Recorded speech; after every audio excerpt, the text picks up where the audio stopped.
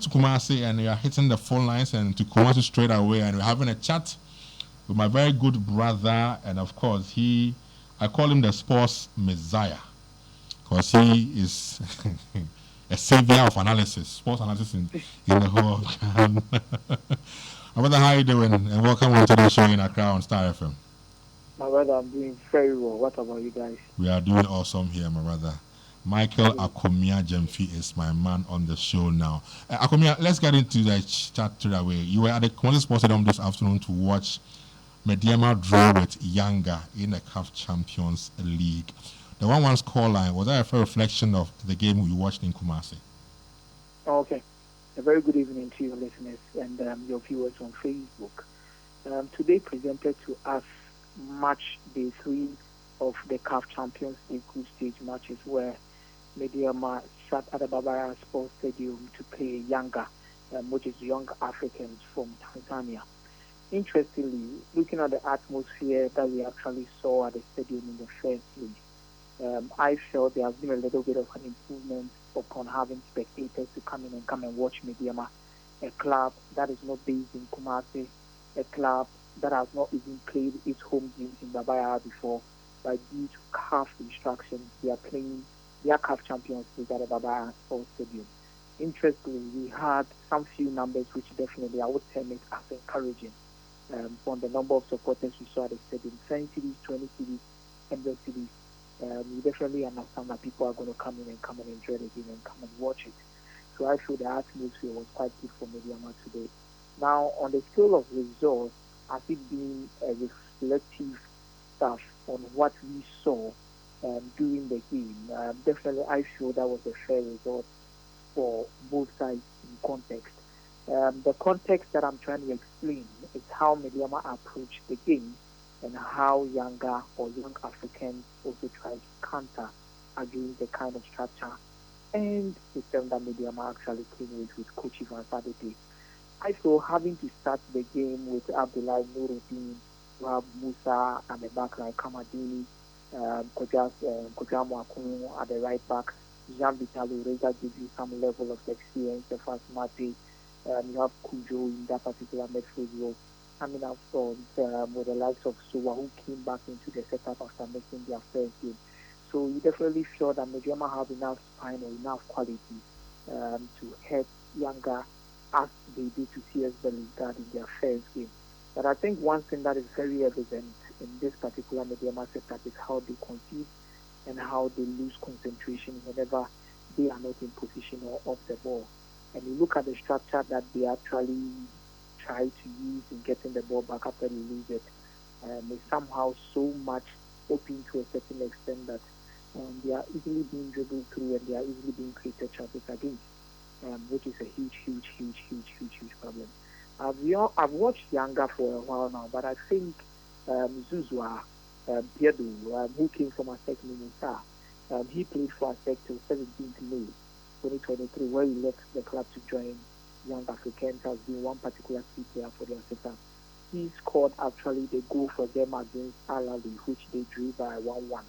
And he came to Baba Sports Stadium and also found a way to get on the score sheet again, making the game 1-1 over here too. And deciding to stop him in that particular role as the number 10 was a huge problem for Mediama.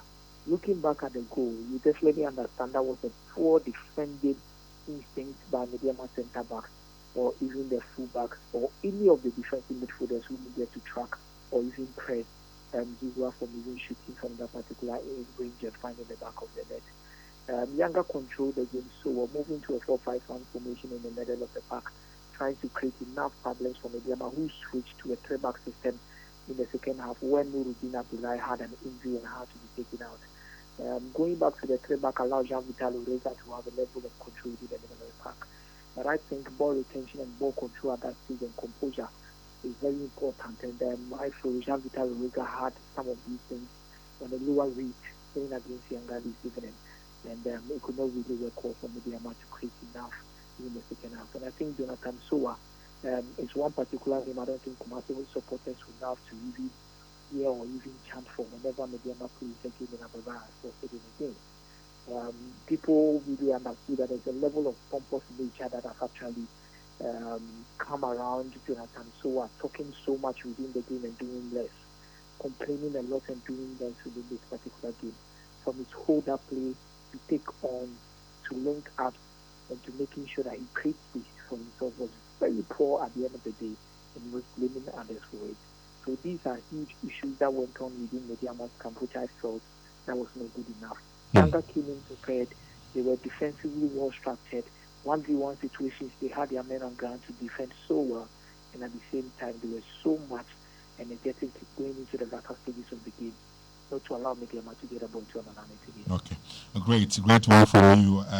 Before our time, we can't do much on the Mediama fixture, but let's look ahead to Sunday's big game in Kumasi between the Phobians, interesting, who are playing at home and hosting the Porcupine Warriors, Kotoko at the Baba Yara or Kumasi Sports Stadium. Let's talk around this fixture a bit. Going to the fixture, what are the key battles and how possibly will the game pan out on Sunday? There is no Kumasi Asante Kotoko game without talking about spirituality and how some of the gimmicks around the game actually come about. As we were leaving the stadium this evening at Baba Yara, we saw Alaji Akambi, we saw Elvis Herman, we saw Pariado, and some House of Folk executives who were telling the NSA director that they are actually coming to secure the stadium, try and protect the stadium from anything that is going to happen to it.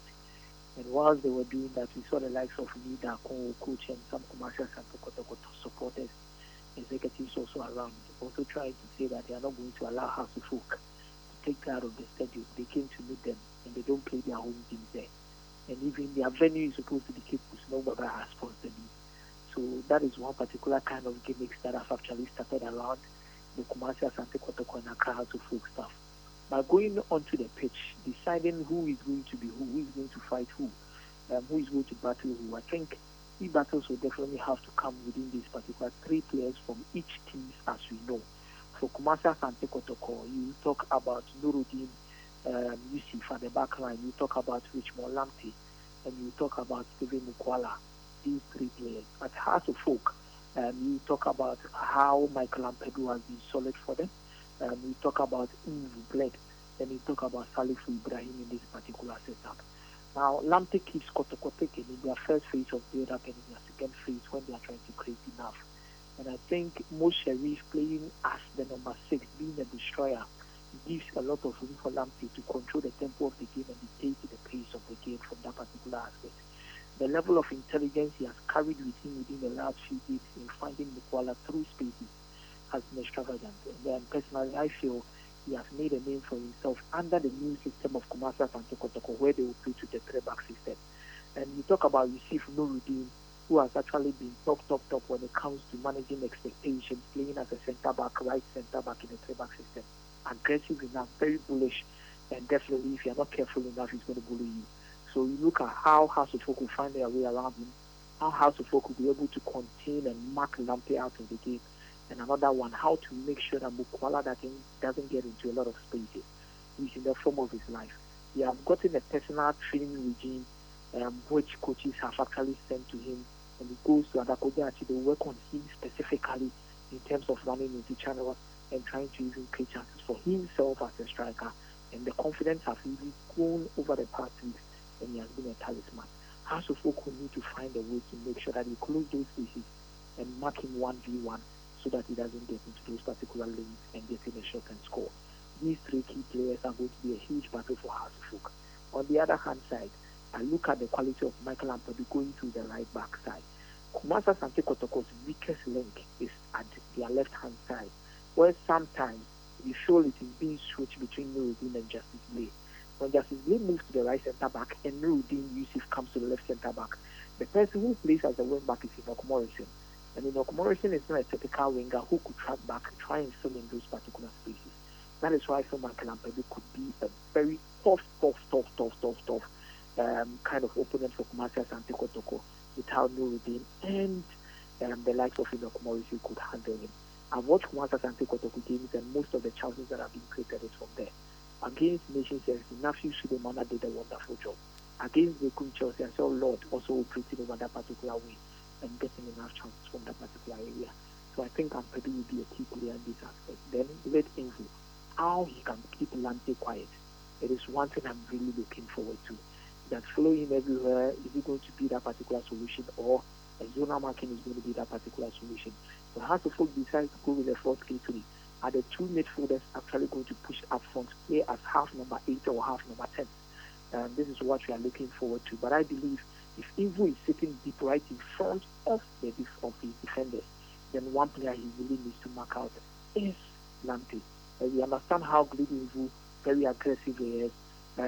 His tacklings are well timed, and when he's in possession, we understand how he actually moves the ball to the likes of Salif Ibrahim and to actually initiate attack. So he and Lamptey, I'll be watching it.